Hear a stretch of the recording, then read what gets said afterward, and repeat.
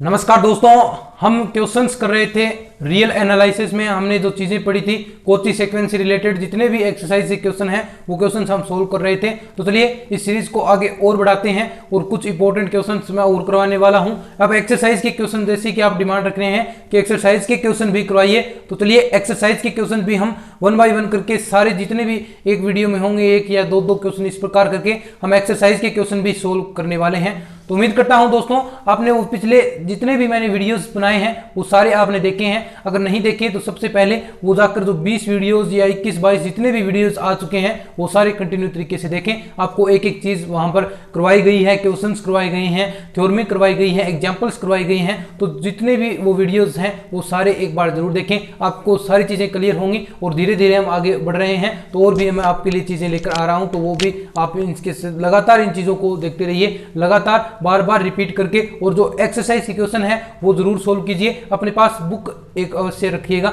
चलिए शुरू करते हैं क्वेश्चन। और क्वेश्चन मैं लिख देता हूं क्या है क्वेश्चन। देखिए आपको कोची जो आपका क्वेश्चन है, देखिए कि कोची जनरल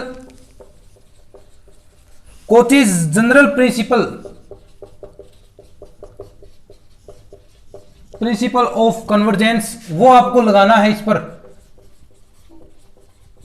और वो लगाकर आपको दर्शाना है कि जो नीचे आपको सीक्वेंस दिया है, मैं शॉर्ट में लिख देता हूं ताकि आप जो चीजें हैं वो ज्यादा जो टाइम बच के। हमारा क्वेश्चन तो आपके पास बुक तो है, एक्स एन बराबर 1 माइनस 1/2 प्लस 1/3 माइनस 1/4 प्लस, और लास्ट में क्या है आपके पास, ये आगे 100 ओन तक चला जाएगा, और n माइनस 1/n ये आपको दिया है दोस्तों। और कहा क्या है कि आपको सिद्ध करना है कि ये जो सीक्वेंस आपको दिया है ये कोची सीक्वेंस के तहत अभिसारी अनुक्रम होना चाहिए। मैंने आपको एक चीज बताई थी, अगर कहीं भी कोची सीक्वेंस से रिलेटेड कुछ चीज आए तो आपको एक ही चीज याद रखनी है जो मैं बार बार क्वेश्चन में कहता हूं कि xn plus P minus xn less than epsilon. अगर ये चीज सिद्ध होती है तो अगर लेस देन एप्सिलॉन है तो यानी ये अभिसारी अनुक्रम होगा। एक और चीज मैंने बताई है xn minus xm less than epsilon, ये भी है, तो भी क्या होगा आपका जो सीक्वेंस है वो कन्वर्जेंट सीक्वेंस या अभिसारी अनुक्रम होगा। तो हम इन्हीं चीजों का प्रयोग करने वाले हैं और इन्हीं चीजों से हम सारी चीजें क्लियर करने वाले हैं। देखिए बाकी सारी चीज आपको पता है, क्या करना है आपको, xn प्लस पी, सबसे पहले xn प्लस पी निकालिए। यानी अब देखिए ये अब तक अन तक है, तो आगे आप यहां पर और वैल्यूज रखेंगे। जो देखिए xn प्लस पी आप वैल्यू रखेंगे, 1 मिनट आपको निकाल कर दिखा देता हूं मैं। अगर आप ये तो वैल्यूज हैं, ये तो वैल्यूज आएगी, तो इसमें आगे और क्या वैल्यूज आएगी। अगर आप n प्लस 1 रखेंगे तो आपके पास माइनस 1 की पावर n। देखिए नेक्स्ट स्टेप चल रहे हैं हम, n plus 1, n plus 2, n plus 3, और इस प्रकार करके n प्लस p तक वैल्यू हमें ले जानी है। तो आप देखिए अगर आप xn प्लस p निकालेंगे, इसके आगे और स्टेप आएंगे, और इसमें से xn ये वाला पार्ट घटा देंगे, यानी इसके बाद में जो प्लस वाले स्टेप है वो बचेंगे। तो वो स्टेप क्या बचेंगे, देखिए जो चीजें हैं वो डायरेक्ट हम लिखते हैं। आपको ये निकालना है xn plus p minus xn। तो यहां पर देखिए मैंने बता दिया xn प्लस p में से xn घटाएंगे तो ये वाला पार्ट तो हट जाएगा, लेकिन जो इसके आगे आएंगे जो प्लस की वैल्यू है n प्लस 1 जो स्टेप होंगे, क्योंकि n तक है तो n प्लस 1 भी स्टेप होगा, n प्लस 2 भी स्टेप होगा, n प्लस 3 भी स्टेप होगा। तो वो स्टेप हमें यहां पर लिखने हैं। तो क्या होगा आगे, देखिए मोड है, ध्यान में रखिए। तो माइनस 1 की पावर n माइनस 1, और इसमें प्लस 1 एक स्टेप हम ऐड करेंगे तो क्या होगा आपके पास, n कैंसिल हो जाएगा, और 1 अपॉन n प्लस 1 करना है हमें, क्योंकि n है और n प्लस 1 करना है। और ऐसे ही n प्लस 2 रखेंगे इस बार, तो यहां पर क्या आएगा, माइनस n प्लस 1, और यहां पर 1n प्लस 2, और इस प्रकार करके प्लस टेस्ट टेस्ट टेस्ट। जो लास्ट स्टेप है वो देखिए, लास्ट स्टेप में हम क्या रखेंगे, p रखेंगे, p ऐड करेंगे यहां पर। तो p ऐड करेंगे तो यहां पर देखिए क्या होगा, लास्ट जो स्टेप है आपका minus 1 n minus 1 plus p, और नीचे बचेगा 1 n प्लस p। ये आपके पास वैल्यू बच गई, और ये क्या है सारा मोड के अंदर। ये क्वेश्चन दोस्तों इंपॉर्टेंट है, इस चीज को समझते रहिएगा। जो इंपॉर्टेंट क्वेश्चन है वो मैंने सारे करवा रहा हूं, एक भी क्वेश्चन नहीं छोड़ूंगा जो इंपॉर्टेंट क्वेश्चन है। अब देखिए ध्यान से चीजें देखिएगा दोस्तों, मैं क्या यहां से -1 की पावर n यहां से कॉमन ले सकता हूं क्या? देखिए सभी स्टेप में -1 की पावर n के रूप में चीजें आएगी, तो मैं सभी से कॉमन ले लूंगा। तो कॉमन ले लीजिए, क्या होगा, मापांक के अंदर ही कॉमन ले लीजिए, -1 की पावर n। जो स्टेप बचा है यहां पर तो 1 बचा है, 1/n+1। यहां पर देखिए -1 n तो बाहर निकल गया, लेकिन जो एक पावर और बच गई इसकी -1 की पावर 1, यानी क्या होगा, -1 ही होगा, तो -1।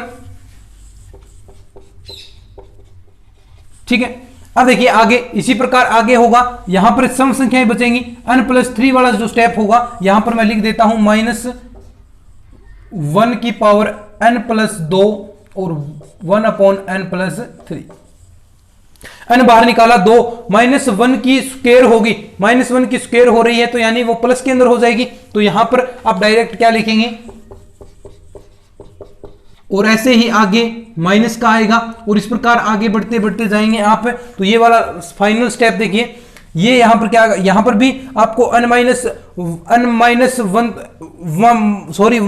-1 की पावर n तो आपको यहां से कॉमन लेनी है, तो ये कॉमन लेंगे तो आप यहां से ये बाहर आ गई, तो आपके यहां पर क्या बचा, -1 की पावर p-1 और 1/n+p। अब देखिए मापांक है आपके पास, मोड है, मोड के अंदर जो नेगेटिव चीजें हैं वो क्या होगी, पॉजिटिव, तो ये वाली वैल्यू पॉजिटिव होगी, पॉजिटिव हो जाएगी, तो 1 की पावर n कितना भी करें 1 होगा, तो ये पार्ट खत्म हो गया। अब देखिए बचा क्या है आपके पास, अब चीजें थोड़ी सी इंपॉर्टेंट होगी, समझने वाली होगी, n+3 माइनस ऐसे ऐसे आगे बढ़ते जाएंगे, -p की पावर -1/n+p। ठीक है, अब ध्यान से सुनिए, आपके पास देखिए n+1 बड़ा होगा क्या n+2 से, चीजें समझिए दोस्तों, अब जो चीजें मैं समझा रहा हूं वो चीजें समझिए। n+1 क्या बड़ा होगा n+2 से, स्वाभाविक सी बात है बड़ा ही होगा, क्योंकि एक पर जुड़ रहा है, और यहां से n+2 से स्टेप कौन सा बड़ा होगा, n+3, और इससे n+4, ऐसे बड़े होते जाएंगे। लेकिन क्या अगर मैं ऐसा करूं, इसे 1/n+1 कर दूं, तो क्या ये वाला साइन देखिए अपोन में आ गया है n, तो ये वाला पार्ट बड़ा हो जाएगा।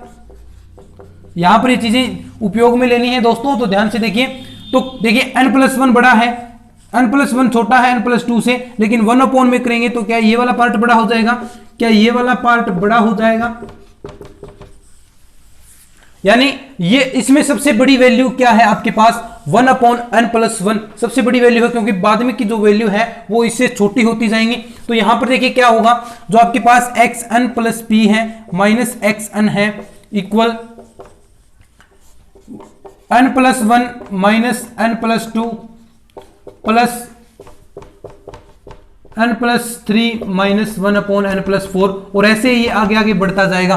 तो यहां पर जो देखिए दोस्तों, जो वैल्यू आपके पास आई है, क्या ये वैल्यू हमेशा 0 से बड़ी रहेगी, क्योंकि देखिए ये वाला पार्ट इससे बड़ा है, तो 0 से तो वैल्यू स्वाभाविक सी बात है बड़ी होनी है, 0 से बड़ी वैल्यू होगी, तो यानी ये सारा पार्ट आपका xn+p -xn ग्रेटर देन 0 हो गया। ये बात तो सही होगी कि ये वाला पार्ट है वो 0 से बड़ा है, लेकिन यहां पर एक चीज और देखिए, क्या हम यहां पर -1 कॉमन लेकर देखिए, n+1 ये मैंने माइनस यहां पर कॉमन ले लिया, तो यहां पर वाला पार्ट क्या बचेगा, n+2 -1/n+3। तो इस प्रकार आगे ये भी आगे आगे बढ़ता जाएगा। ऐसे ही देखिए ये वाला पार्ट मैंने कॉमन ले लिया, तो यहां पर तो ये वैल्यू तो लगभग क्या है, 0 के करीब है, सारी वैल्यू 0 ही होने वाली है, क्योंकि देखिए हमने पढ़ा है 0 से थोड़ा सा बड़ा होने वाला है ये पार्ट। तो इसकी वैल्यू जो क्या होगी, यहां पर ध्यान से देखिए, इसकी वैल्यू xn+p -xn, इसकी वैल्यू क्या हो जाएगी, लेस देन, क्योंकि ये वाला पार्ट तो सारा नेगलेक्ट हो गया।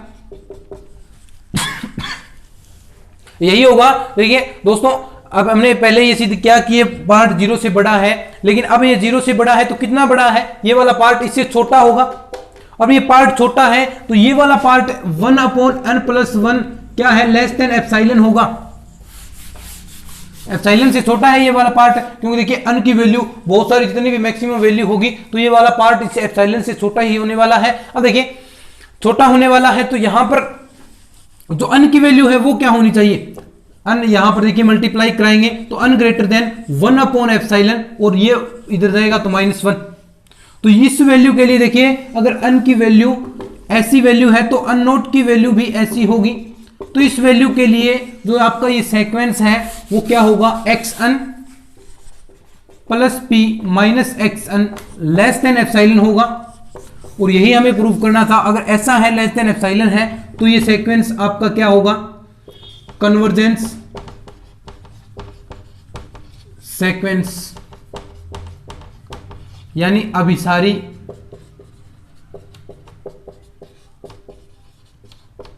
अनुक्रम कहलाएगा।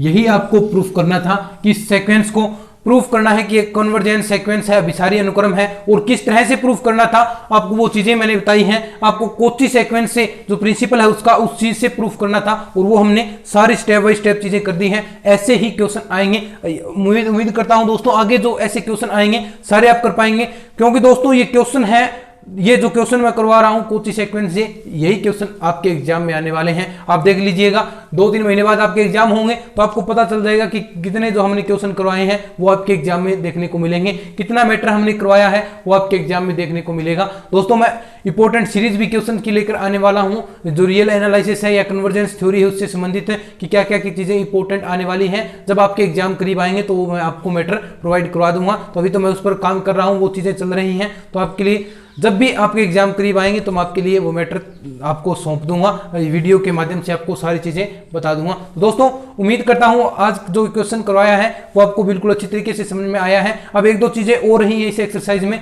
वो करके हम देखिए फर्स्ट थ्योरम है, सेकंड थ्योरम है कोची सीक्वेंस की, वो चीजें हम करने वाले हैं लिमिट के लिए। तो वो आगे नेक्स्ट वीडियोज में जो आगे क्लासेस आने वाली हैं उनमें ये चीजें हम करवा देंगे। तो दोस्तों उम्मीद करता हूं आपको ये वीडियो बिल्कुल अच्छी तरीके से समझ में आया है। अगर ये चीजें समझ में आई हैं तो अपने दोस्तों के साथ इस वीडियो को शेयर कीजिए। मैं मिलता हूं इस तरह के और नए वीडियोज के साथ, तब तक के लिए धन्यवाद। जय हिंद, जय भारत।